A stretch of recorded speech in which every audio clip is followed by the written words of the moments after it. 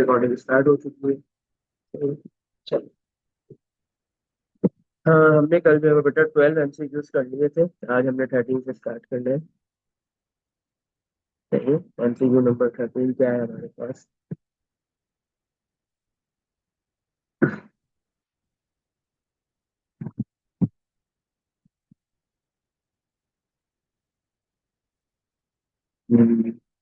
MCQ number 13 है हमारे पास बेटा। क्या बोल रहा है MCQ नंबर 13 में? 13 है, इफ Z1 दिया हुआ है बेटा। Z1 हमें दिया हुआ है। Z1 की वैल्यू गिवन दी हुई है 2 + 3 i, और Z2 की वैल्यू गिवन दी हुई है 1 - i। ठीक। बोल रहा है देन Z1 Z2 का मॉड्यूलस क्या होगा, इसकी वैल्यू निकालने को बोल रहा है। सही है। अच्छा, तो सबसे पहले हमने क्या करना है बेटा, Z1 और Z2 को मल्टीप्लाई करवाना है। Z1 को Z2 से मल्टीप्लाई करवा देंगे। Z1 × Z2।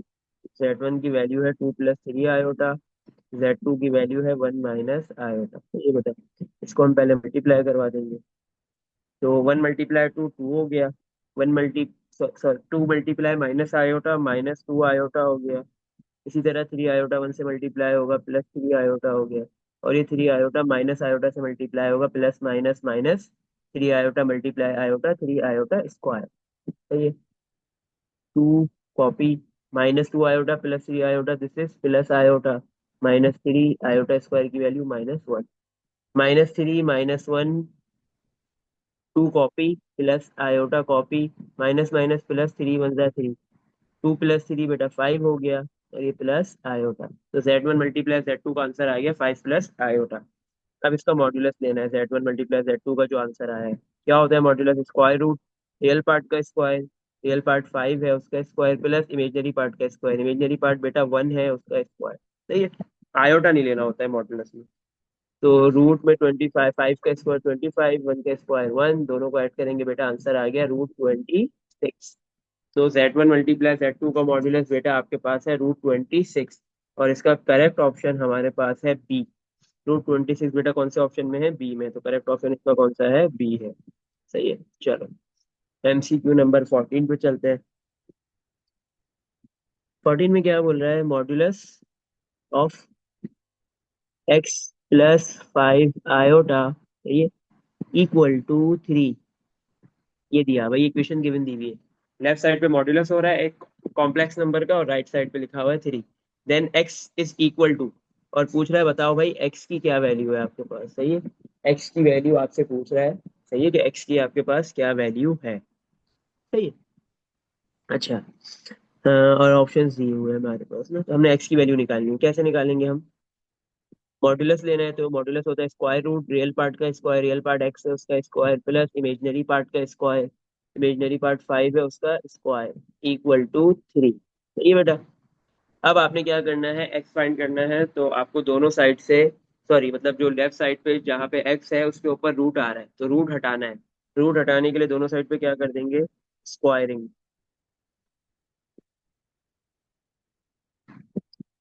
सही है। तो स्क्वायर रूट हो गया कैंसिल। x² + 5 का स्क्वायर 25 = 3 का स्क्वायर 9। x² =9, ये +25 उधर जाके -25 हो जाएगा। तो बेटा x² की वैल्यू आ रही है -16। अब मुझे x की वैल्यू फाइंड करनी है, तो दोनों साइड पे क्या लेना पड़ेगा? Square root. तो जैसे ही मैं स्क्वायर रूट लूंगा, तो जब भी स्क्वायर रूट लेते हैं प्लस भी आता है और माइनस भी आता है। सही है।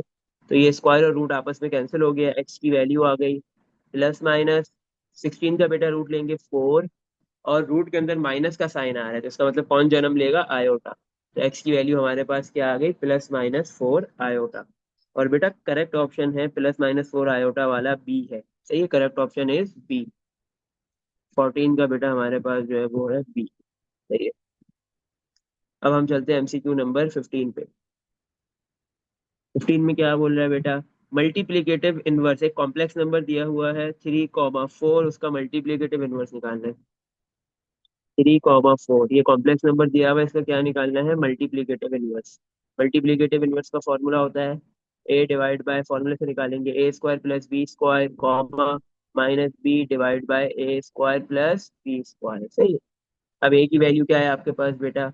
ए होता है रियल पार्ट है कॉम्प्लेक्स नंबर जो गिवन दिया हुआ है, उसमें रियल पार्ट की वैल्यू 3 है और इमेजनरी पार्ट की वैल्यू 4 है। तो ए की वैल्यू 3 है और बी की वैल्यू क्या है बेटा? 4 है। तो आपने मल्टीप्लिकेटिव इनवर्स के फॉर्मूले में ए की जगह पे क्या रख दिया? 3 डिवाइड में ए की जगह पे 3 उसका स्क्वायर प्लस बी की जगह पे 4 उसका स्क्वायर कॉमा माइनस बी की जगह पे 4 डिवाइड में ए की जगह पे 3 उसका स्क्वायर प्लस बी की जगह पे 4 उसका स्क्वायर कॉमा क्लोज। अच्छा, 3 डिवाइड बाय 3 का स्क्वायर 9 प्लस 4 का स्क्वायर 16 कॉमा माइनस 4 डिवाइड में 3 का स्क्वायर 9 प्लस 4 का स्क्वायर 16 इक्वल टू 3/9 + 16 बेटा 25 comma minus 4 divide by 9 + 16 is 25। तो ये बेटा आपके पास आ गया multiplicative inverse of the given complex number 3,4। उसका मल्टीप्लिकेटिव इनवर्स क्या आया? 3/25 कॉमा -4/25। अच्छा बेटा, ये वाला ऑप्शन है बी। जो हमारा आंसर आ रहा है ये वाला ऑप्शन है बी। तो इसका आंसर भी क्या है? करेक्ट ऑप्शन कौन सा है बेटा? बी है। इत्तेफाक से लाइन से 3 बी आ गए। सही है। चलो आगे चलते हैं। Sir, MCQ number 6। हाँ बेटा बोलो। ये जो सिंपल वाला था ना, इसमें एक क्वेश्चन पूछना था। किसमें? बोलो। इसमें हमने स्टार्टिंग में आयोटा क्यों हटा दिया? कहाँ पे? ऊपर एमसीक्यू वाला नंबर जो था, बताओ। ये अभी जो सेकंड फर्स्ट वाला जो गुजरा है, ये मल्टीप्लिकेटिव इनवर्स वाला? इससे ऊपर वाला। इससे ऊपर वाला ये वाला जो मैंने ऑरेंज से लिखा हुआ है ये वाला? जी जी जी, अच्छा, यही क्योंकि बेटा इसमें ये साइन लगा हुआ है ना, ये जो साइन है ये वाला, ये साइन का मतलब होता है मॉड्यूलस। क्या है? मॉड्यूलस। और मॉड्यूलस के फॉर्मूले में क्या होता है? स्क्वायर रूट रियल पार्ट का स्क्वायर प्लस इमेजनरी पार्ट का स्क्वायर। मॉड्यूलस का फॉर्मूला अगर आपको याद हो, A square plus B square. B square में बेटा बी अच्छा। की वैल्यू आती है। सही है। इमेजनरी पार्ट का जो कोफिशिएंट है उसका स्क्वायर है, आयोटा नहीं आता। सही है। क्योंकि मॉड्यूलस सही सही बेसिकली ठीक आपको है। क्या बताता है कि आपके पास कोई भी कॉम्प्लेक्स नंबर है वो ओरिजिन से कितने डिस्टेंस पे है। सही है। कोई भी कॉम्प्लेक्स नंबर ठीक कहीं पर भी मौजूद है वो ओरिजिन से कितना दूर है ये बताता है। लेंथ बताता है आपको, डिस्टेंस बताता है। तो इस वजह से उसके अंदर आयोटा नहीं आता। और कुछ ठीक पूछ रहे हैं बेटा? नहीं नहीं। चलो, एमसीक्यू नंबर 16। अच्छा बेटा, 16 में क्या बोल रहा है? जेड दिया हुआ है। बहुत आसान है। 16 z equal to -3 iota plus 4। और बोल रहा है देन जेड बार की क्या वैल्यू वो बताओ। मतलब जेड का कॉन्जुगेट बता रहे हैं। सही है ना। कॉन्जुगेट में क्या होता है? आयोटा वाले पार्ट का साइन चेंज हो जाता है। बट यहाँ पे अक्सर स्टूडेंट क्या मिस्टेक करते हैं कि वो कंसिडर ये करते हैं कि हमारे पास पहले रियल पार्ट लिखा जाता है और फिर इमेजनरी पार्ट लिखा जाता है। ऐसा कोई जरूरी तो नहीं है ना। ओपन फॉर्म में कोई भी पहले लिख सकते हैं और बाद में कोई भी पार्ट लिख सकते हैं। तो यहाँ पे पहले इमेजनरी पार्ट लिखा हुआ है। सही है। तो इमेजनरी पार्ट का साइन है माइनस, तो माइनस से चेंज होके क्या हो जाएगा? प्लस। प्लस का 3 आयोटा हो जाएगा। और +4 एज इट इज कॉपी हो जाएगा। रियल पार्ट में कोई चेंजिंग नहीं होगी। अक्सर स्टूडेंट ये मिस्टेक करते हैं कि वो -3 आयोटा और सेकंड वो समझते हैं कि इमेजनरी पार्ट सेकंड वाला है। और वो इधर इमेजनरी पार्ट नहीं है सेकंड वाला, बल्कि रियल पार्ट है, वो उसका साइन चेंज कर देते हैं, -4 लिख देते हैं। ये गलत है, ये सही नहीं है। आपने सिर्फ क्या देखना होता है कि आयोटा किसके अंदर है, आयोटा वाला पार्ट कौन सा है। सही है। अगर फर्स्ट टर्म आपके पास इमेजनरी है तो उसका साइन चेंज करोगे कॉन्जुगेट में, और अगर सेकंड टर्म होगी इमेजनरी तो उसका साइन चेंज करना है। सही। तो करेक्ट ऑप्शन बेटा हमारे पास 3 iota plus 4, option number C है। सही है। 16 का बेटा आपके पास है सी। तो ये आगे चलते हैं 17 पे। Real and imaginary parts of. अच्छा बेटा, ये दिया हुआ है आयोटा मल्टीप्लाई 3 - 2 आयोटा। बोल रहे हैं इसमें से बताओ रियल पार्ट कौन सा है और इमेजनरी पार्ट कौन सा है। सही है। हाँ, तो आप बेटा जब तक नहीं बता सकते रियल और इमेजनरी पार्ट्स को आइडेंटिफाई जब तक नहीं कर सकते जब तक वो a+i की फॉर्म में ना आ जाए। सही है। a+i की फॉर्म में कब आएगा? जब उसमें सिर्फ एक ही रियल पार्ट हो और एक ही इमेजनरी पार्ट हो, मतलब आयोटा वाला एक ही पार्ट हो। यहाँ पे आयोटा 2 मरतबा आ रहा है। तो अभी इसको थोड़ा सिंप्लीफाई करना पड़ेगा। पहले आयोटा 3 से मल्टीप्लाई हो रहा है तो 3 आयोटा। फिर आयोटा -2 से मल्टीप्लाई हो रहा है तो -2 आयोटा स्क्वायर। 3 आयोटा कॉपी, -2 आयोटा स्क्वायर की वैल्यू -1, 3 आयोटा कॉपी minus minus plus two one जा टू। अब ये ए प्लस आयोटा बी की फॉर्म में आ गया है। बेटा इसमें रियल पार्ट है टू, रियल पार्ट टू है, और इमेजनरी पार्ट जो है वो थ्री है। बेटा इसका जो ऑप्शन होगा वो होगा टू एंड थ्री। ऑप्शन क्या होगा? टू एंड थ्री, क्योंकि इसने बोला है रियल एंड इमेजनरी पार्ट बताओ। तो पहला जो आंसर आपने लिखना है वो रियल पार्ट का लिखना है, फिर इमेजनरी पार्ट का लिखना है। सही है? क्योंकि रिस्पेक्टिवली लिखा हुआ है। सही है? तो बेटा करेक्ट ऑप्शन है जिसमें टू और थ्री, टू एंड थ्री लिखा हुआ है, वो है करेक्ट ऑप्शन इज बी। तो बेटा 17 का आपके पास करेक्ट ऑप्शन क्या है? बी। सही। चलो आगे चलते हैं एमसीक्यू नंबर 18 पे। 18 में बेटा आपके पास क्या है? जेड इक्वल टू, बहुत आसान है, z equal to A plus iota B. वो आपको कॉम्प्लेक्स नंबर गिवन दिया हुआ है। बोल रहे हैं देन मॉड्यूलस ऑफ जेड क्या होता है, मतलब फॉर्मूला पूछ रहा है मॉड्यूलस का क्या होता है। Square root real part A उसका स्क्वायर प्लस इमेजिनरी पार्ट का कोफिशिएंट बी उसका square. This is the formula for modulus. तो बेटा करेक्ट ऑप्शन आपके पास है सी, जिसमें लिखा हुआ है square root A square plus B square. MCQ number 18 का बेटा करेक्ट ऑप्शन है सी। सही है। MCQ number 19 second last MCQ है। अच्छा, 19 और 20 बेटा दोनों दोनों जो है वो थोड़ा सिंप्लीफाई करने वाले हैं। सही है? 19 में थोड़ी ज्यादा सिंप्लीफिकेशन है, 20 फिर भी सही है। चलो आ जाओ, पहले 19 करते हैं। 19 में क्या लिखा हुआ है? बोल रहा है वन प्लस आयोटा डिवाइड में one minus iota whole power 12। सही है? ये दिया हुआ है। बोल रहा है इक्वल टू, इसका क्या आंसर है बता दो। डैश। सही है। अब हम इसको क्या करेंगे बेटा, यहाँ पे इसका आंसर हमें निकालना है। तो हम क्या करेंगे, इसको सिंप्लीफाई करेंगे। पहले पहले हम क्या करेंगे, डिनोमिनेटर में से आयोटा को हटाने की कोशिश करेंगे। पहले हम ब्रैकेट को सिंप्लीफाई करेंगे, फिर पावर का गेम देखेंगे। शुरू में हम पावर अगर रखने जाएंगे तो मुश्किल हो जाएगा। सही है? तो बेटा हमारे पास जो है वो न्यूमिनेटर में भी एक कॉम्प्लेक्स नंबर है और डिनोमिनेटर में भी एक कॉम्प्लेक्स नंबर है। दोनों कॉम्प्लेक्स नंबर आपस में डिवाइड हो रहे हैं। तो हम बेटा उसके लिए क्या करते हैं, रैशनलाइज करते हैं डिनोमिनेटर से आयोटा को हटाने के लिए। नेगेटिव में बेटा वन माइनस आयोटा लिखा है तो हम किससे मल्टीप्लाई करेंगे, वन प्लस आयोटा से मल्टीप्लाई भी करेंगे, और वन प्लस आयोटा से हमने डिवाइड भी करना है। सही है? अच्छा, whole power 12 as it is copy हो जाएगा। अच्छा, अब यहाँ पे बेटा नीचे तो फॉर्मूला बन गया है, A plus B A minus B किसके इक्वल होता है, A square and A square minus B square. And the value of A is one square minus the value of B is iota square. Okay. ऊपर बेटा आप simple in दोनों complex numbers को multiply कर दो, whole power 12 copy हो गई। दोनों कॉम्प्लेक्स नंबर्स को मल्टीप्लाई करते हैं, one multiply one one, one multiply iota one, और ये आयोटा मल्टीप्लाई होंगे प्लस आयोटा, ये आयोटा और वन मल्टीप्लाई होगा प्लस आयोटा, ये आयोटा और आयोटा मल्टीप्लाई होगा प्लस आयोटा स्क्वायर। सही है? अच्छा, अब ऊपर बेटा लिखा हुआ है one, one iota plus one iota is plus two iota. Iota square की आयोटा स्क्वायर लिखा हुआ है, आयोटा स्क्वायर की वैल्यू माइनस वन होती है। डिवाइड में वन का square one minus iota square की value minus one, whole power 12 equal to plus one minus one cancel, ऊपर रह गया टू आयोटा। डिवाइड में one minus minus plus one, तो वन प्लस वन बेटा हो जाएगा टू, होल पावर 12। टू से टू कैंसिल, तो ये हो गया बेटा आयोटा की पावर 12। सही है? अगर मैं पहले पावर दे देता तो काफी मुश्किल होती करना। अगर मैंने पहले अंदर सिंप्लीफाई कर लिया तो कितना आसान हो गया कि अंदर की सिंप्लीफिकेशन से सिर्फ क्या बचा, आयोटा बचा। सही है? और अब पावर उसकी 12 है तो आयोटा की पावर 12 को तोड़ेंगे, ऐसे लिखेंगे आयोटा की पावर टू, और बाहर लिख देंगे सिक्स, क्योंकि टू मल्टीप्लाई क्या होता है, टू मल्टीप्लाई सिक्स क्या होता है, 12 होता है। सही है? तो आयोटा की पावर टू मल्टी, अच्छा आयोटा स्क्वायर लिखा हुआ है, हमें ये बात पता है आयोटा स्क्वायर की वैल्यू माइनस वन है, उसकी पावर सिक्स। सही है? माइनस वन की बेटा माइनस की पावर जो है वो कौन सी है, सिक्स। सिक्स होता है इवन नंबर, जब भी माइनस के ऊपर इवन पावर आ जाती है तो वो प्लस वन के अंदर कन्वर्ट हो जाता है। करेक्ट ऑप्शन क्या है बेटा इसका, प्लस वन। सही है बेटा। अब हम देखते हैं कि हमारे पास जो है वो एमसीक्यू 19 में प्लस वन वाला ऑप्शन है बी। बी पे ज्यादा फोकस किया हुआ है इसने एंड में ना, तकरीबन बी आ रहा है। तो 19 वाला बेटा हमारे पास है, करेक्ट ऑप्शन इज बी। सही है? और लास्ट अब हमारे पास है एमसीक्यू नंबर 20। सही है? लास्ट एमसीक्यू में क्या बोल रहा है, 20 एमसीक्यू में द वैल्यू ऑफ आयोटा की पावर -7 इज, आयोटा की पावर -7 की क्या वैल्यू है ये आपने बताना है। सही है? कैसे करेंगे बेटा, आयोटा की नेगेटिव पावर है, सबसे पहले इस नेगेटिव पावर को हमने कन्वर्ट करना है पॉजिटिव पावर में, सही है।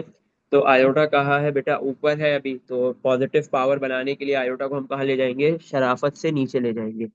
तो आयोटा ऊपर से नीचे आ गया तो इसकी पावर -7 से +7 हो गई।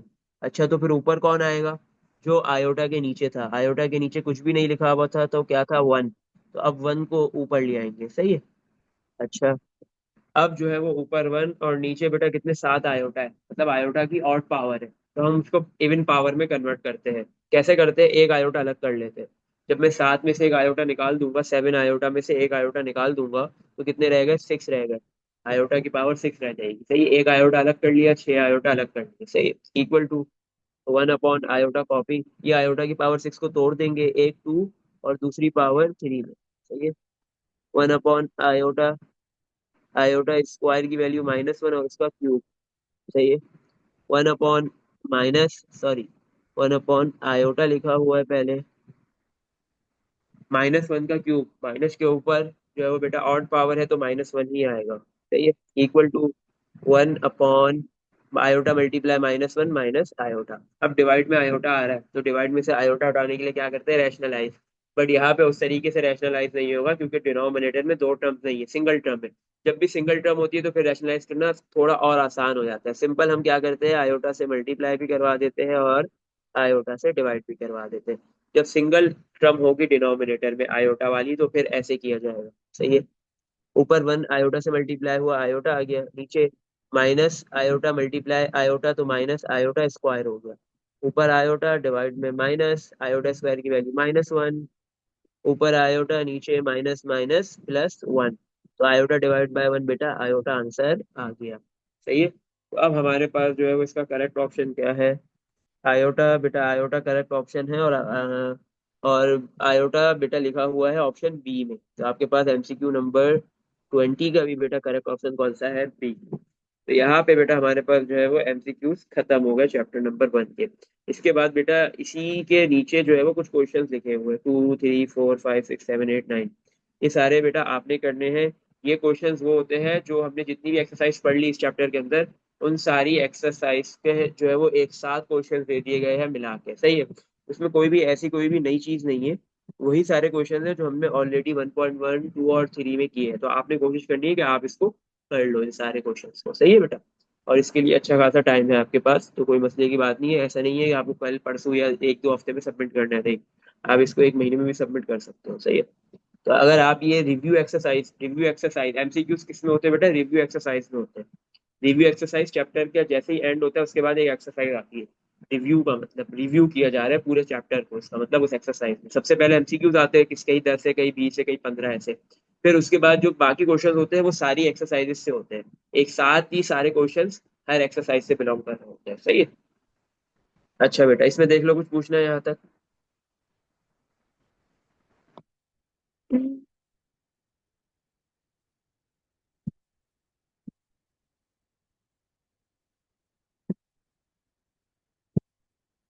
नो, चलो बेटा सही है। नो, चलो यहाँ पे बेटा ये वाला चैप्टर हमारा खत्म हो गया है, सही है।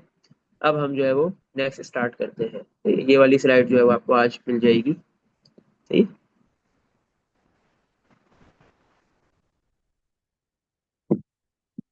फर्स्ट ईयर यूनिट 1 खत्म, सही। अच्छा बेटा, अब हम जो है वो नेक्स्ट चैप्टर स्टार्ट कर रहे हैं, चैप्टर नंबर 2,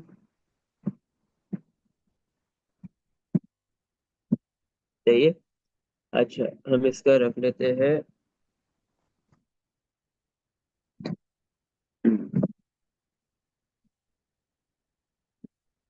यूनिट 2,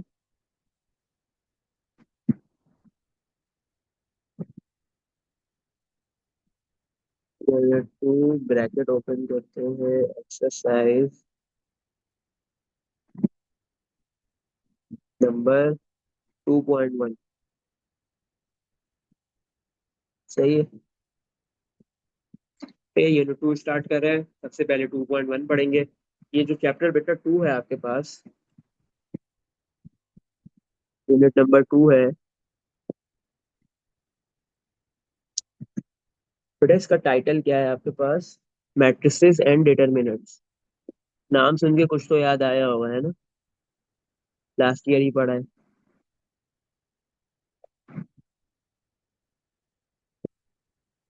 सही है।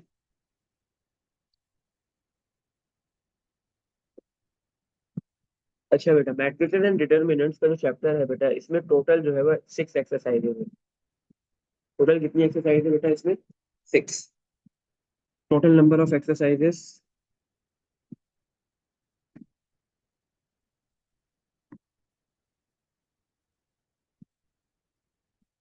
टोटल नंबर ऑफ एक्सरसाइजेज बेटा आपके पास कितनी है? 6।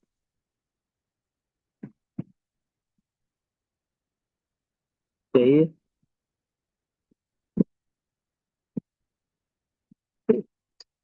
इसका मतलब ये बड़ा चैप्टर है ना। पेपर में जो है वो बेटा कितना ये कंक्लूड कर रहा है, इंक्लूड होता है बेटा। पेपर में इसका कितना पोर्शन आ रहा है बेटा? 2 क्वेश्चंस, 2 क्वेश्चंस बेटा आते हैं आपके पास शॉर्ट के अंदर। मतलब एक शॉर्ट क्वेश्चन बेटा आपके पास 4 मार्क्स का होता है, तो 2 क्वेश्चन आपके पास कितने मार्क्स के हो गए? 8 मार्क्स। सही है। इसके अलावा एक क्वेश्चन जो है वो बेटा लॉन्ग में आता है। लॉन्ग का एक क्वेश्चन 8 मार्क्स का होता है। और बेटा इसके अलावा जो है वो 1 और 2 MCQs आते हैं। सही है। मतलब 2 मार्क्स MCQs के लिए, 1 से 2 मार्क्स, तो टोटल अगर आप बेटा काउंट करो तो आपके पास इस चैप्टर से 17 से 18 मार्क्स का पेपर के अंदर आता है। सही है। इंक्लूड है पेपर। तो मतलब ये बड़ा इंपॉर्टेंट चैप्टर है। सही है। अच्छा। अच्छा बेटा, 2 क्वेश्चन शॉर्ट में आ रहे हैं। एक क्वेश्चन 100% जो है वो एक्सरसाइज 2.4 से आएगा।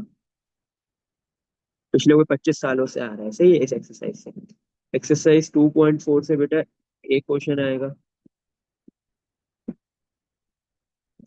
1%। 100% सही है। और बेटा एक्सरसाइज 2.6 जो है, उधर से बेटा एक क्वेश्चन आएगा लॉन्ग में। लॉन्ग में सही है। 2.4 से शॉर्ट में आता है 100%। लॉन्ग में बेटा ज्यादातर चांसेस है, 90% चांसेस है कि 2.6 से आएगा। सही है। 90% चांसेस है सेक्शन सी में। सही है। और 10% चांसेस है कि या तो 2.5 या फिर 2.3 से आ सकता है। सही है, लेकिन वो बहुत कम चांसेस है। अच्छा। इसके अलावा जो दूसरा शॉट है वो 2.1 से भी आ सकता है, 2.3 से भी आ सकता है। सही है। इन दोनों में से कहीं से भी आ सकता है। अच्छा बेटा, 2.5 जो है वो बेसिकली 2.6 को पढ़ने के लिए उसकी क्या कहते हैं, बेसिक्स है। 2.5 के अंदर जो है वो बेसिक्स है। जब हम 2.5 पढ़ लेंगे, समझ लेंगे सही से, तो फिर 2.6 इजीली कर सकते हैं। सही है। और 2.1 बड़ी इंपॉर्टेंट एक्सरसाइज है, वहां से शॉर्ट आ सकता है। 2.3 से भी शायद आ जाए, 1 और 3 में से कहीं से। 2.2 में से बहुत कम चांसेस है, एक आध सवाल इंपॉर्टेंट है, ज्यादा इंपॉर्टेंट नहीं है। सही है? तो ये एक छोटा सा समरी थी, छोटा सा समअप था कि ये चैप्टर से पेपर में कहाँ से आता है और कितना ये इंक्लूड करता है पेपर के अंदर। सही है बेटा, चलो। अब हम सबसे पहले हमने पढ़ना है मैट्रिक्स। मैट्रिक्स क्या होता है, फिर हम डिटर्मिनेंट्स की तरफ जाएंगे। सही है। अब हमने स्टार्ट करनी है एक्सरसाइज नंबर 2.1।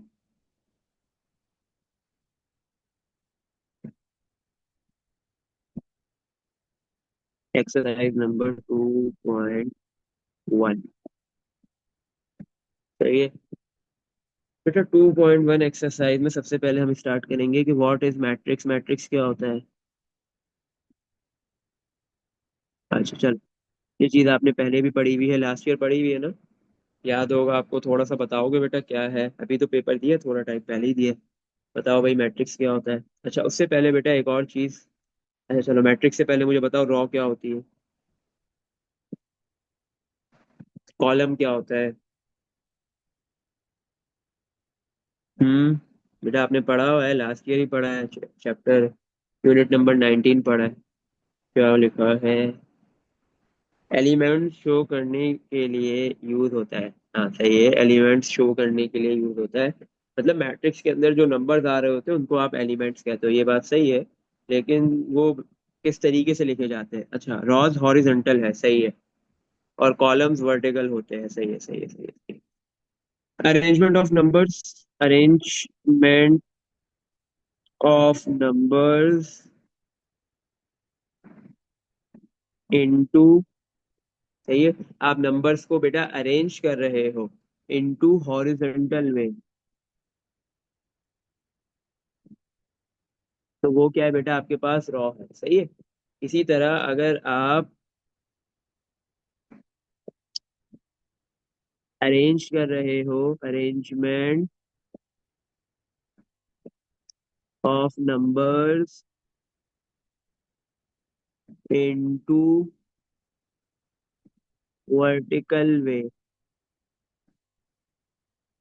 अगर वर्टिकल वे में नंबर्स को अरेंज किया जा रहा है तो कॉलम है, अगर नंबर्स को हॉरिजॉन्टल वे में अरेंज किया जा रहा है तो वो रॉ है। सही है, रॉ आपको बेटा ऐसे दिखेगी, मतलब नंबर्स ऐसे अरेंज होंगे, 2 3 7 9, मतलब हॉरिजॉन्टल वे में नंबर्स को अरेंज किया जा रहा है तो ये रॉ। और अगर इस तरह नंबर्स को अरेंज किया जा रहा है 7 - 3 2 1, तो वर्टिकल वे में अगर नंबर्स को अरेंज किया जा रहा है तो ये क्या है, कॉलम है। तो अब मैट्रिक्स क्या हो गया बेटा, मैट्रिक्स क्या हो गया बेटा आपके पास, arrangement of numbers into rows and columns.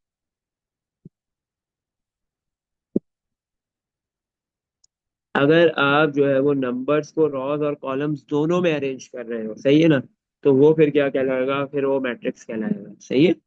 Matrix क्या हो गया, arrangement of numbers into rows and column. Number जो है वो रॉज में भी अरेंज हो रहे हैं, कॉलम में भी अरेंज हो रहे हैं, वो क्या है आपके पास, मैट्रिक्स है, सही है। एक एग्जांपल हम देखते हैं इसकी। अच्छा बेटा, मैंने नाम रख दिया मैट्रिक्स का ए, 2 3 - 1 4 9 0 7 5, सही है।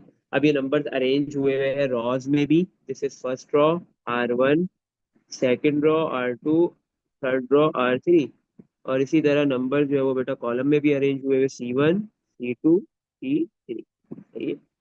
रॉस और कॉलम दोनों में अरेंज होंगे नंबर्स तो वो फिर क्या कहलाएगा, मैट्रिक्स कहलाएगा, सही है। हाँ, अगर आपके पास बेटा एक मैट्रिक्स है तो आप उसको मैट्रिक्स कहोगे, और अगर एक से ज्यादा होंगे तो फिर आप उसको क्या कहोगे, मैट्रिसेस, सही है। प्लूरल ऑफ मैट्रिक्स इज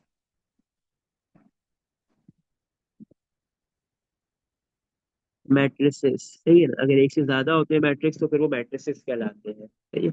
अच्छा, मैट्रिक्स को इनक्लोज किया जाता है, इनक्लोज बाय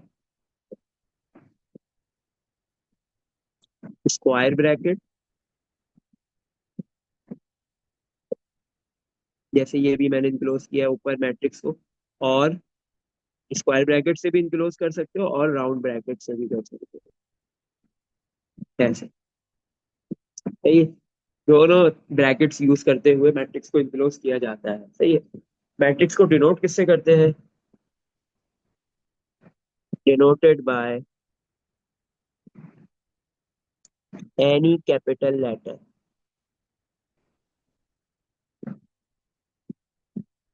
इसका मतलब है कि मैट्रिक्स का आप जो है नाम जैसे ए रखा है, बी रख सकते हो, कोई भी अल्फाबेट्स, कोई भी लेटर यूज कर सकते हो, 26 अल्फाबेट्स में से, 26 लेटर में से, बट कैपिटल यूज करना है, सही है। मैट्रिक्स का कोई भी नाम आप अपनी मर्जी से रख सकते हो। इसमें देख लो बेटा, कुछ पूछना है, ये छोटा सा इंट्रोडक्शन था मैट्रिक्स का। डिनोट कैसे करते हैं, इंक्लोज कैसे करेंगे, प्लूरल फॉर्म क्या है, मैट्रिक्स होता क्या है, दिखता कैसे है, रॉस क्या है, कॉलम्स क्या है, सही है। अच्छा बेटा, रॉ को जो है वो कौन से सिंबल से मोस्टली लिखा जा रहा होता है, रॉ को लिखा जाता है बेटा एम से। अगर रॉ को एम से लिखते हैं तो कॉलम को एन से लिख देते हैं, और यार रॉ को अगर आई से लिखते हैं तो फिर कॉलम को किससे लिखते हैं, जे से लिखते हैं, सही है। हम्म, चलो आगे चलते हैं। ऑर्डर ऑफ मैट्रिक्स,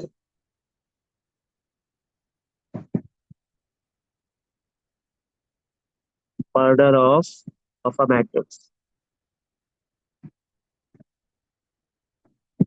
अच्छा, ऑर्डर कैसे लिखेंगे, ऑर्डर बेटा सबसे पहले ऑर्डर के लिए सिंबल यूज किया जाता है कैपिटल ओ, फिर उसके बाद ब्रैकेट बनाया जाता है और उसके अंदर जो है वो मैट्रिक्स का नाम लिखा जाता है, आप जिसका ऑर्डर लिखने जा रहे हो, सही है।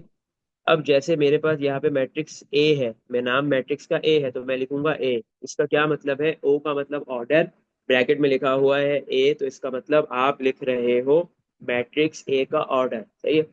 इक्वल टू, ऑर्डर में सबसे पहले बेटा रॉज लिखी जाती है, ऑर्डर में सबसे पहले क्या आती है, नंबर ऑफ रॉज। किसी भी मैट्रिक्स के अंदर कितनी रॉज है वो लिखा जाएगा। फिर मल्टीप्लाई का साइन यूज कर लो, या मल्टीप्लाई के बजाय बाय का साइन यूज कर लो, एक ही बात है। फिर आप लिखोगे नंबर ऑफ कॉलम्स, सही है। अब जैसे मैं, अगर ये ए वाला मैट्रिक्स है तो इसका अगर मैं ऑर्डर लिखूं तो कैसे लिखूंगा, सबसे पहले ओ ब्रैकेट में मैट्रिक्स का नाम जिसका ऑर्डर लिख रहा हूँ, फिर आएंगी नंबर ऑफ रॉस, काउंट करो कितनी रॉस है मैट्रिक्स ए में, 3 रॉस है, और कॉलम्स भी कितने, 3। तो बेटा मैंने लिखा पहले 3, फिर मल्टीप्लाई का साइन लगा दूं या बाय लिख दूं, एक ही बात है। फिर नंबर ऑफ कॉलम लिखूंगा, वो भी कितने हैं, 3, सही है। तो इस तरीके से किसी भी मैट्रिक्स का ऑर्डर लिखा जाता है, सही है। ऑर्डर में पहले बेटा एम आता है मतलब रॉस, मल्टीप्लाई एन मतलब कॉलम्स, या फिर ऑर्डर में पहले बेटा आई आता है, आई मतलब रॉस, मल्टीप्लाई जे, जे मतलब कॉलम, सही है। पहले रॉस लिखी जाएंगी फिर कॉलम लिखा जाएगा, सही है। अच्छा, मैट्रिक्स के अंदर बेटा ये जो नंबर्स लिखे जाते हैं इसको क्या कहते हैं, एलिमेंट्स कहते हैं। क्या कहते हैं, एलिमेंट्स। या इसका एक और नाम है एंट्री, एंट्रीज या एंट्री, सही है। जितने भी नंबर लिखे हुए, 2 है, 3 है, -1 है, 4 है, 9 है, 0 है, 7 है, 5 है, 3, ये सारे के सारे क्या है, एलिमेंट्स है। ये सारी की सारी क्या एंट्रीज है, सही है। अच्छा, इसके अलावा बेटा आगे चलते हैं। अब हमने बेटा क्या किया, ऑर्डर निकाल लिया। जैसे ही आप ये ऑर्डर के दोनों नंबर्स को मल्टीप्लाई करोगे, मल्टीप्लाई करो, 3 × 3 क्या हो जाएगा, 9। और अब मैट्रिक्स जो ए था उसमें एलिमेंट्स काउंट करो, तो ये भी कितने हैं, 9 ही है, सही है। जैसे ही आप ऑर्डर को मल्टीप्लाई करते हो तो आपको क्या पता चल जाता है, साइज पता चल जाता है। क्या पता चल जाता है, साइज, सही है। मैट्रिक्स का साइज पता चल जाता है कि उसके अंदर टोटल नंबर ऑफ एलिमेंट्स कितने हैं। After multiplication,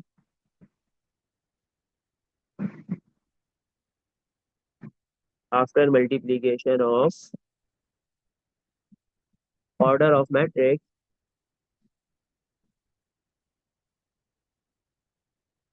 you will get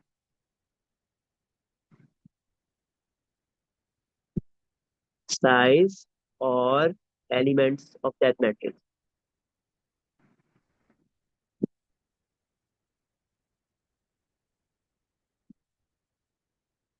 सही है।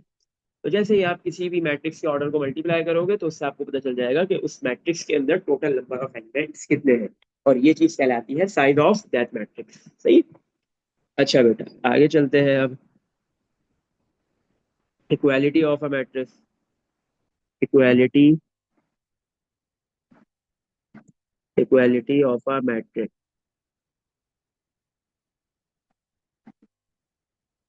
सही है बेटा। इक्वालिटी का क्या कॉन्सेप्ट है, अच्छा बेटा याद रखो, आपके पास दो मैट्रिक्स जब इक्वल होंगे जब उन दोनों का ऑर्डर एग्जैक्ट सेम हो। फर्स्ट मैट्रिक्स का ऑर्डर 2 बाई 2 है, सेकंड भी 2 बाई 2 हो। फर्स्ट मतलब अगर लेफ्ट साइड पे जो मैट्रिक्स है उसका ऑर्डर 1 बाई 2 है तो राइट वाला भी 1 बाई 2, लेफ्ट वाला 1 बाई 3 तो राइट वाला 1 बाई 3, लेफ्ट वाला 2 बाई 3 तो राइट वाला 2 बाई 3, लेफ्ट वाला 3 बाई 2 तो राइट वाला भी 3 बाई 2। अगर दोनों मैट्रिक्स के ऑर्डर सेम होंगे, both matrix have same order, जब उनके ऑर्डर्स बेटा सेम होंगे तो ही वो दोनों मैट्रिक्स इक्वल होंगे। और दोनों मैट्रिक्स के दरमियान में बेटा इक्वल का साइन आएगा। एग्जाम्पल हम लेते हैं, इफ ये मैट्रिक्स है बेटा ABCD, दूसरा मैट्रिक्स है WXYZ, इन दोनों के दरमियान में बेटा इक्वल का साइन आ रहा है। अब ये दोनों मैट्रिक्स इक्वल जब होंगे जब दोनों के ऑर्डर सेम हो। अगर लेफ्ट वाले का बेटा मैट्रिक्स देखे, लेफ्ट साइड पे जो मैट्रिक्स है उसका ऑर्डर कितना है, 2 बाई 2, कैसे, क्योंकि उसमें रॉस भी दो है और कॉलम्स भी दो ही है, तो हमने लिखा इसका ऑर्डर तो 2 बाई 2 है। इसी तरह राइट साइड पे आए तो राइट साइड पे भी बेटा जो मैट्रिक्स लिखा हुआ है उसका ऑर्डर भी कितना है, 2 बाई 2, क्योंकि दो रॉस है और दो कॉलम है, सही है। तो इन दोनों मैट्रिक्स का ऑर्डर सेम है और बीच में इक्वल का साइन है, तो इसका मतलब ये दोनों मैट्रिक्स क्या है, आपस में इक्वल है, सही है। अब इक्वल कैसे होंगे, इक्वालिटी का क्या कॉन्सेप्ट है, क्या मतलब है, तो सिंपल याद रखो बेटा, जो फर्स्ट एलिमेंट है, फर्स्ट लेफ्ट साइड का लेफ्ट साइड वाले मैट्रिक्स का जो फर्स्ट एलिमेंट है बेटा, जैसे ए, वो राइट वाले के फर्स्ट एलिमेंट के इक्वल है। सही है। सेकंड एलिमेंट के इक्वल है। लेफ्ट का सेकंड, राइट का सेकंड आपस में इक्वल है। लेफ्ट का थर्ड, राइट का थर्ड एलिमेंट आपस में इक्वल है। लेफ्ट का फोर्थ, राइट का फोर्थ एलिमेंट आपस में इक्वल है। सही है। ये मतलब होता है ये इक्वालिटी ऑफ मैट्रिक्स का ये कॉन्सेप्ट है। इसमें देख लो बेटा, यहाँ तक कुछ पूछना है? अलीशा, उफक बेटा कुछ पूछना है? नो सर, क्लियर है। क्लियर है। चलो बेटा, अब हम इसका एक क्वेश्चन है वो करते हैं। क्वेश्चन नंबर आई थिंक 3 है। सही है। जैसे जैसे हम इसके टॉपिक्स पढ़ते जाएंगे उसका हर टॉपिक का क्वेश्चन करते जाएंगे। सही है। क्वेश्चन नंबर 3 ही है। क्वेश्चन नंबर 3 में क्या आ रहा है?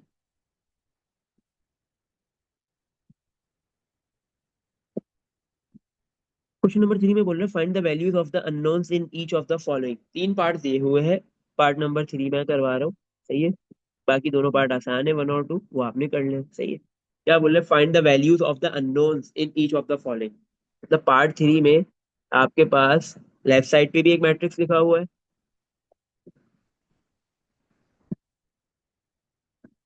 मैं लिख रहा हूँ वो मैट्रिक्स क्या लिखा हुआ है। सही है।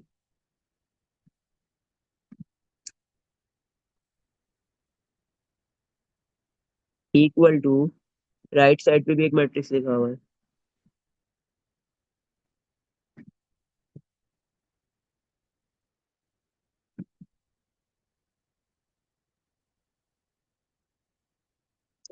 सही है। और ये बोल रहा है कि इसमें जो अननोन्स है उनकी वैल्यूज आपने फाइंड करनी। तो सबसे पहले बेटा आपके पास क्या है? लेफ्ट पे एक मैट्रिक्स है, राइट पे एक मैट्रिक्स है, बीच में इक्वल का साइन है। सबसे पहले आपने चेक करना है कि इन दोनों मैट्रिक्सेस के जो ऑर्डर है वो सेम है। अगर ऑर्डर सेम है तो बेटा ये दोनों मैट्रिक्स इक्वल होंगे, इक्वालिटी के कॉन्सेप्ट पे पूरा उतरेंगे। फिर हम जो है वो जो अननोन्स है वो इजीली फाइंड कर लेंगे। सही है। एक मिनट में चेक कर लूँ कहीं लिखने में मिस्टेक तो नहीं किया क्वेश्चन। सही है। सही है। चलो अगर हम देखें बेटा, लेफ्ट पे जो मैट्रिक्स है उसका ऑर्डर कितना है? 3 रॉज है, 3 कॉलम है, 3 बाय 3।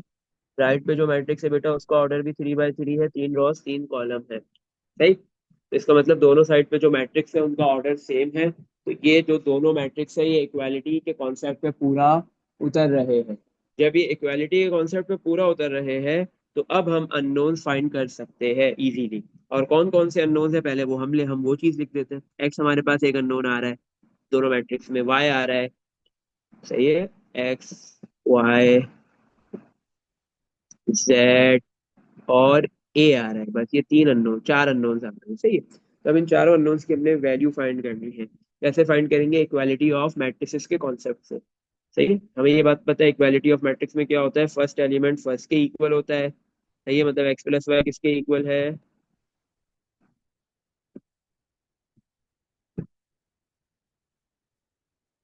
एक्स प्लस वाई किसके इक्वल है? 3 के।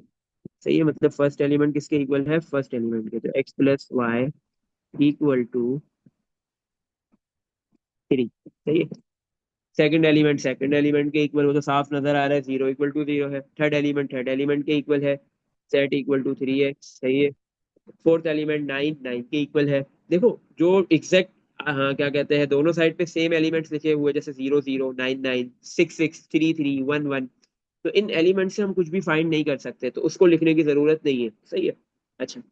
फिर 2x + y बेटा किसके इक्वल होगा? 4 के। सही है। अच्छा। 2x + y को मैं इधर लिख देता हूँ, इधर से मिटा के इधर लिख लेते हैं। 2x + y इक्वल है 4 के। सही है। चलो इसके अलावा 6 6 के है। एक इसके इक्वल है y/2। ए इक्वल है y/2 के। 1 1 के और 3 3 के। अब बेटा ये हमारे पास 4 इक्वेशंस बनी है, ये 4 इक्वेशंस में 4 अननोन्स आ रहे हैं, वो इजीली हम फाइंड कर लेंगे। पहले बेटा आप देखो, ये x + y = 3, इसमें x और y वेरिएबल्स आ रहे हैं, अननोन्स है। 2x + y = 4, इसमें y और x और y ही जो है वो बेटा अननोन्स आ रहे हैं। तो इन दोनों इक्वेशंस को हम साइमल्टेनियसली सॉल्व करके x और y की वैल्यूज निकाल लेंगे। सिंपल, कैसे निकालेंगे? y = ये प्लस का x 3 के पास जाके हो गया माइनस का x। सही है। इस वैल्यू को हमने सब्स्टिट्यूट कर दिया बेटा नीचे वाली इक्वेशन में। 2x + y की जगह पे हमने लिख दिया 3 - x = 4। सही है।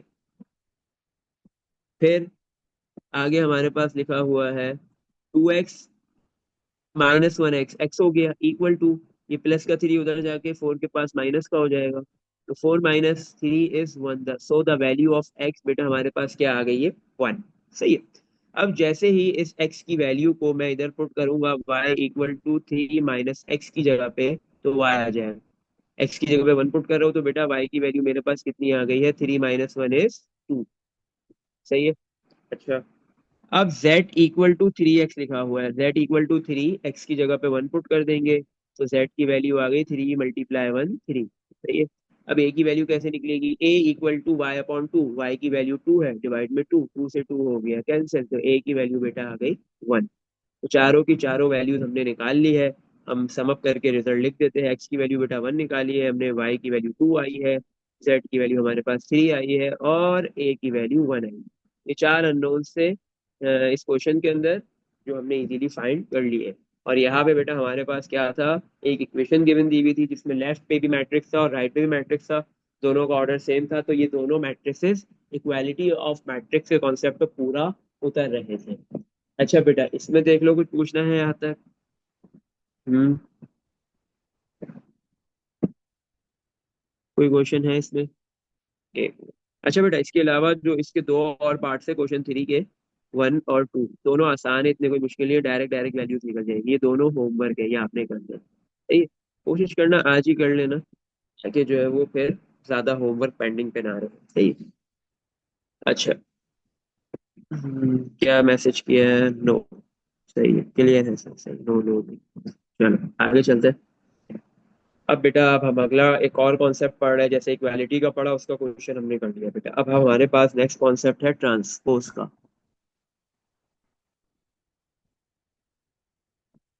ट्रांसपोज ऑफ अ मैट्रिक्स, ये क्या होता है, ये क्या चीज है, ये आपको पता होगा, आपने लास्ट टाइम किया हुआ भी है। Transpose of a matrix, transpose क्या है बेटा आपके पास, कन्वर्ट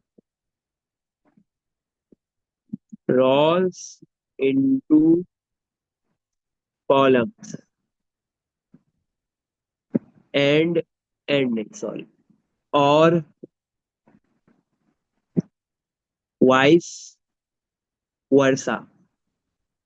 ये वाइस वर्सा क्या है भाई? अच्छा, पहली चीज समझो, ट्रांसपोज में क्या करते हो आप, जो मैट्रिक्स गिवन होता है, अगर बोला जा रहा है कि उसका ट्रांसपोज करना है, तो आप क्या करोगे, मैट्रिक्स की जो रॉज है उनको कॉलम्स में कन्वर्ट कर दोगे।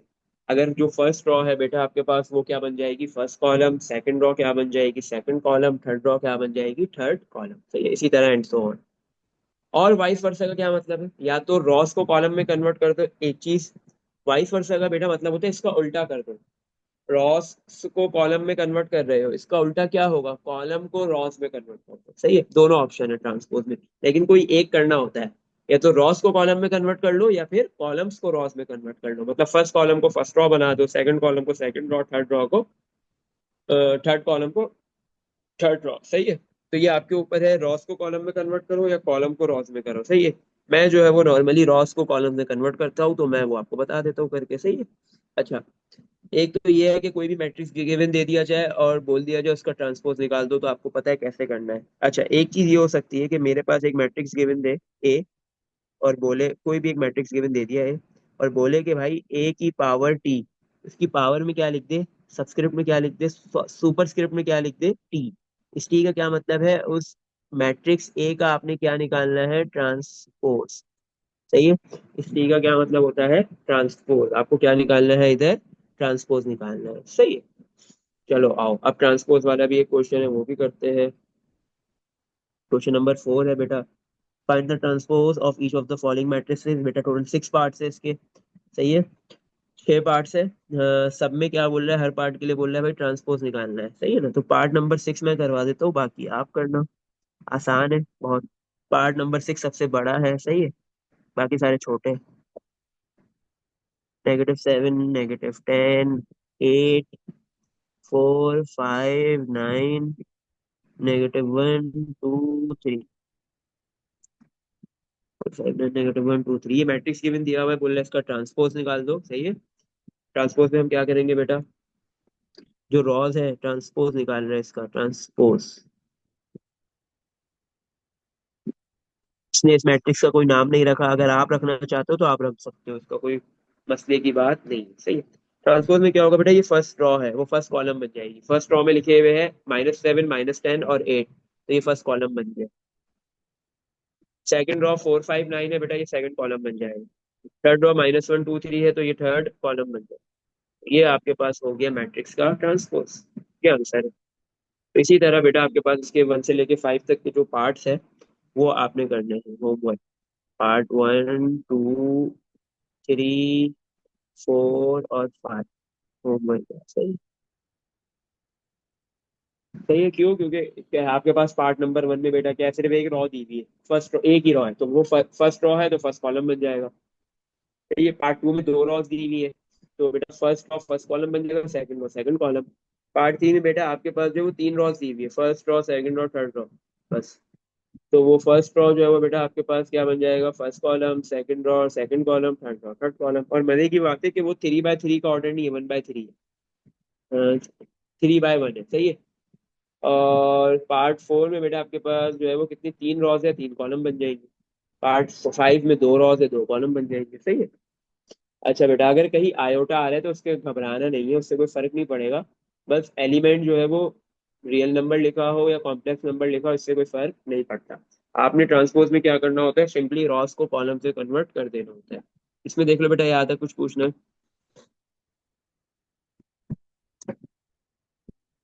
हम्म। अच्छा बेटा, क्वेश्चन नंबर 2 करते हैं अब। क्वेश्चन नंबर 2 में क्या दिया हुआ है?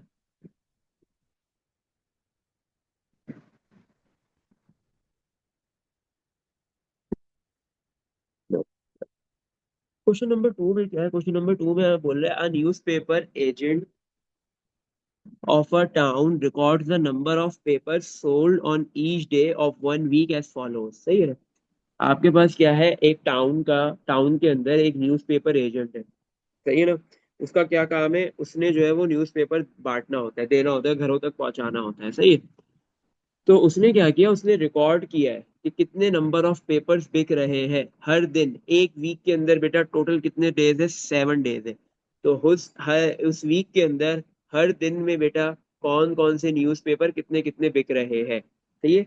ये इसने जो है वो रिकॉर्ड किया है, एक डेटा निकाला है। वो डेटा उसने टेबल की सूरत में दिया हुआ है, मैं इधर बना देता हूँ वो डेटा टेबल की सूरत में। सही है। हम्म। ऐसे क्या है, एक एक न्यूज़पेपर है डेली डॉन, डॉन वाला न्यूज़पेपर है। दूसरा वाला डेली जंग, मतलब जंग वाला न्यूज़पेपर है। ये दो न्यूज़पेपर है। सही है। और मंडे का दिन है, ट्यूसडे का दिन है बेटा हफ्ते में, वेडनेसडे है, थर्सडे है, फ्राइडे है, सैटरडे है और संडे है। टोटल बेटा आपके पास ये 7 डेज होते हैं हर वीक में। तो उसने एक वीक का जो है वो डेटा रिकॉर्ड किया है। चाहिए। तो उसने ये देखा कि मंडे वाले दिन जो है वो बेटा डॉन कितने लोग जो है वो खरीद रहे हैं, 80। और जंग जो है वो 100 बंदे खरीद रहे हैं।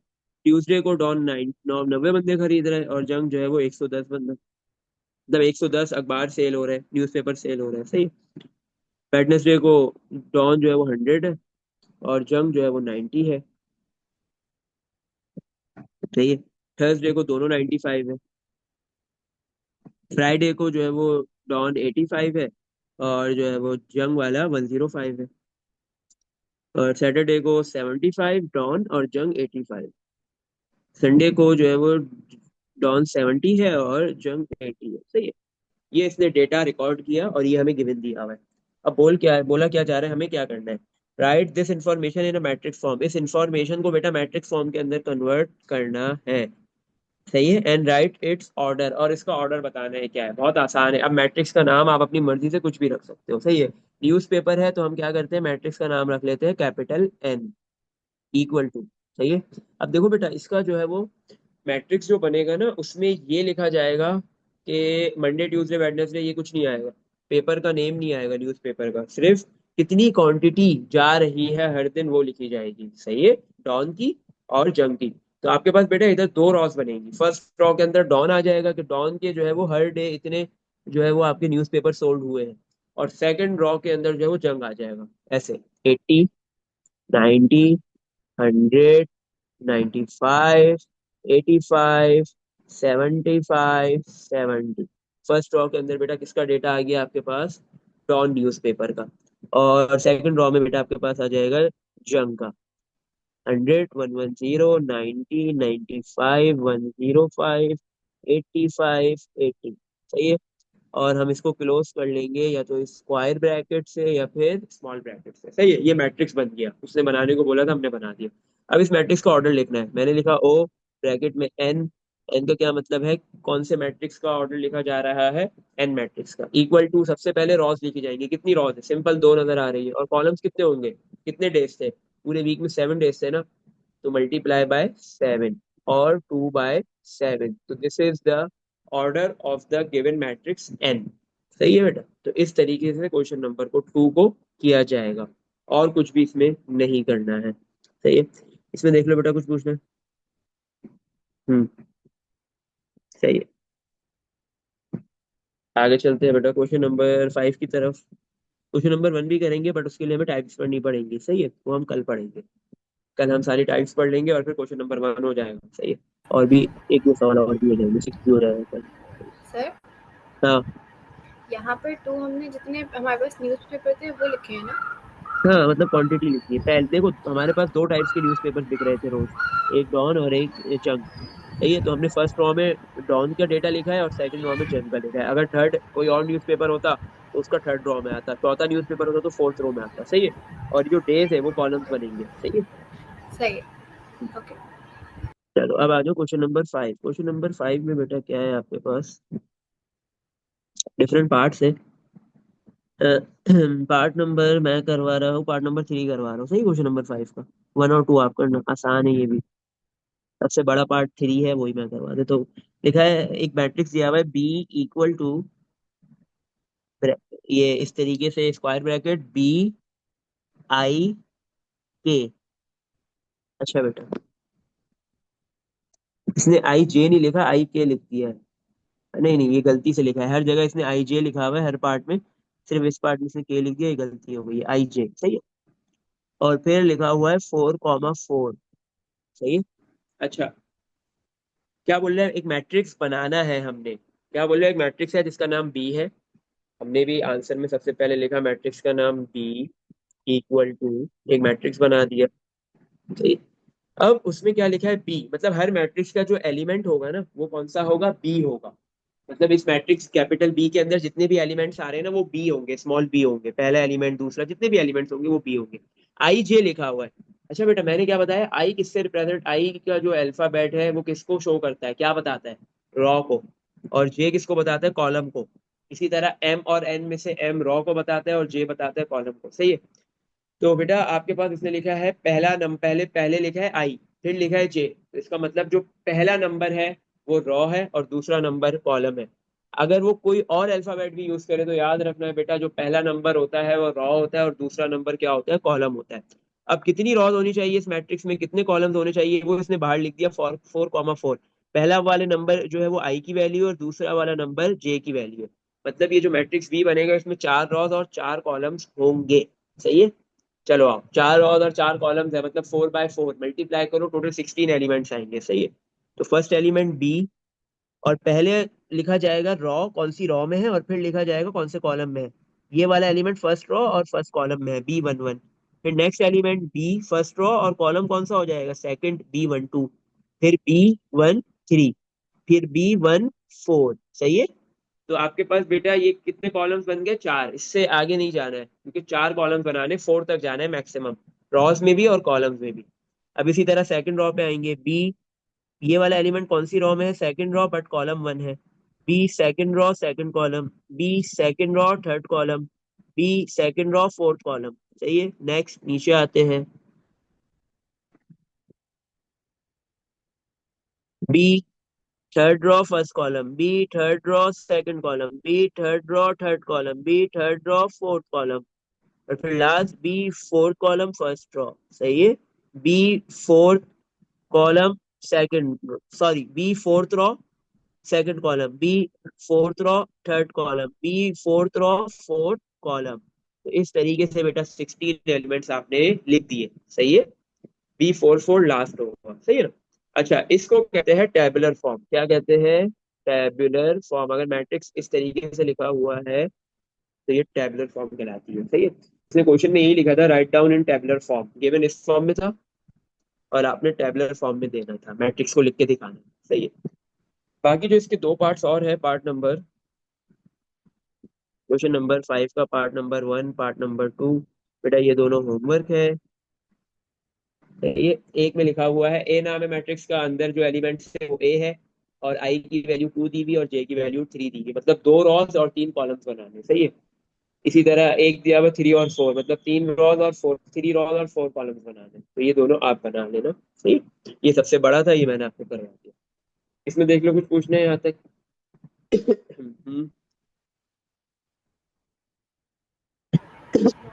No, no. अच्छा बेटा, और आगे जाना है? नो। और बेटा आगे पढ़ना है या हम इधर ही रोक दे इधर ही? यहाँ पर हाँ, या खत्म फिर कर देते हैं। यहाँ पे खत्म कर दे, बस थक गए? नो, नो भाई, वो पक्की ये 2 मतलब मैसेज है, नहीं आगे नहीं पढ़ना। चलो बस सही, आज यही तक रोक लेते हैं। क्वेश्चन 2, 3, 4, 5 कर लिया, सही है। कल हम सबसे पहले स्टार्ट करेंगे मैट्रिसेस की टाइप्स, सही है। पहले हम मैट्रिसेस की टाइप्स पढ़ेंगे, क्वेश्चन 1 हो जाएगा, फिर 2 हो जाएगा, सही है। टाइप्स सारे अब टाइप्स के क्वेश्चन है, 1 6 7 8 9 10 11 तक जितने भी क्वेश्चन है, अब सारी टाइप्स हो जाएंगे, सही है। तो पहले पहले हम जो है वो इतनी पहले कुछ कल 10 टाइप्स पहले पढ़ेंगे, क्वेश्चन 1 कर लेंगे, फिर क्वेश्चन 6 भी हो जाएंगे 10 टाइप्स के अंदर ही। फिर बाकी टाइप्स हम पढ़ेंगे, और फिर जो है वो क्या कहते हैं, बाकी क्वेश्चंस करते जाएंगे, जैसे 7 8 9, सही है। अच्छा, टेस्ट कब लेंगे, किसने पूछा है? सर टेस्ट कब लेंगे? टेस्ट लेंगे सर, टेस्ट, अच्छा कब नहीं लेंगे पूछे तो सर टेस्ट लेंगे, बिल्कुल टेस्ट लेंगे, सही है।